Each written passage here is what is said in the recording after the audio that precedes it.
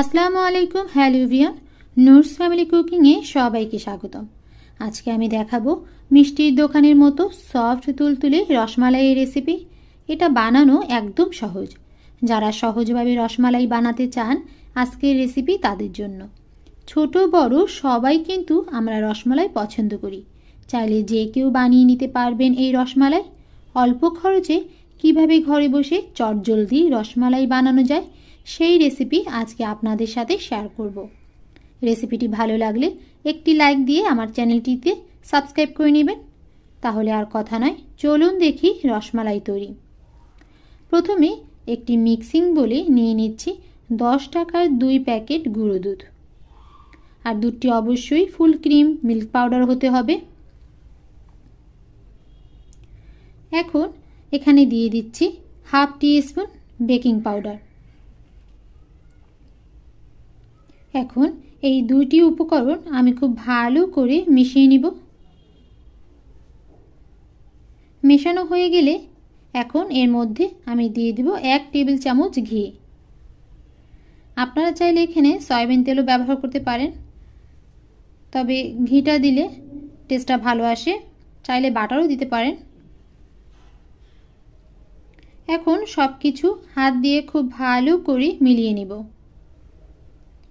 এমনভাবে মেশাতে হবে যেন সব কিছু দুধের সাথে ভালো করে মিলেমিশে যায়। মেশাতে মেশাতে একটা পর্যায়ে যখন সব কিছু ভালোভাবে মিশে যাবে, তখন এর মধ্যে আমি দিয়ে দিব রুম টেম্পারেচারে রাখা ডিম। আর ডিমটা আমি ফেটিয়ে নিয়েছি।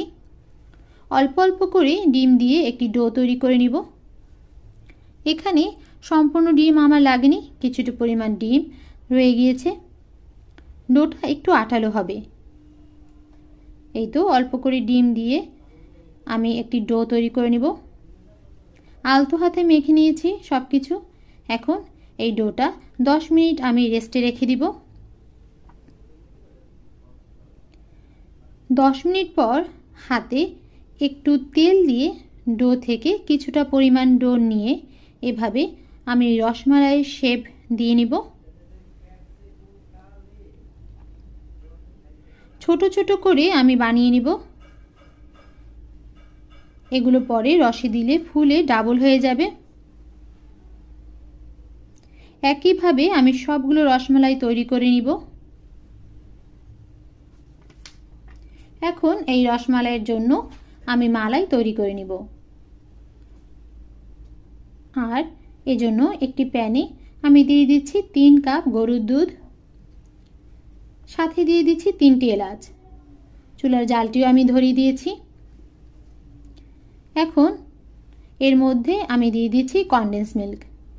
চিনির পরিবর্তে আমি এখানে কনডেন্স মিল্ক ব্যবহার করছি। আপনারা আপনাদের স্বাদ অনুযায়ী চিনিটি বাড়িয়ে বা কমিয়ে নিতে পারবেন। বলক আসা পর্যন্ত অপেক্ষা করব। যখন বলক চলে আসবে তখন আমি একে একে সবগুলো মিষ্টি এর মধ্যে দিয়ে দিব। শুরু থেকে শেষ পর্যন্ত চুলার আঁচটি আমি মিডিয়াম পর্যায়ে রাখব। কমানো বা বাড়ানো যাবে না, এতে করে মিষ্টি পারফেক্ট হবে না। মিষ্টিগুলো দিয়ে ঢাকনা দিয়ে দিব। বলক আসলেই ঢাকনাটা সরিয়ে নিব। দেখুন মিষ্টিগুলো ফুলে দ্বিগুণ হয়ে গিয়েছে।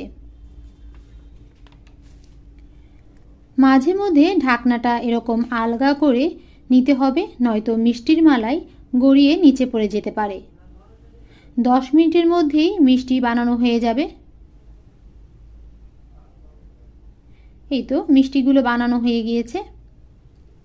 এখন আমি সার্ভিং ডিশে ঢেলে নিব এবং ফ্রিজে রেখে দিব 1 ঘন্টার জন্য। এই তো তৈরি হয়ে গেল পারফেক্ট রসমালাই। আর এই রসমালাইটা কিন্তু ঠান্ডা ঠান্ডা খেতে বেশি ভালো লাগে।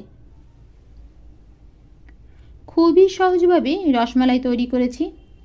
চাইলে যে কেউ এই রসমালাইটি বাসায় সহজভাবে চটজলদি তৈরি করে নিতে পারবেন। আশা করছি ভিডিওটি সবার কাছে ভালো লেগেছে। আর যদি ভালো লেগে থাকে অবশ্যই আমার চ্যানেলটিকে সাবস্ক্রাইব করে নেবেন। সবাই ভালো থাকবেন। আল্লাহ হাফেজ।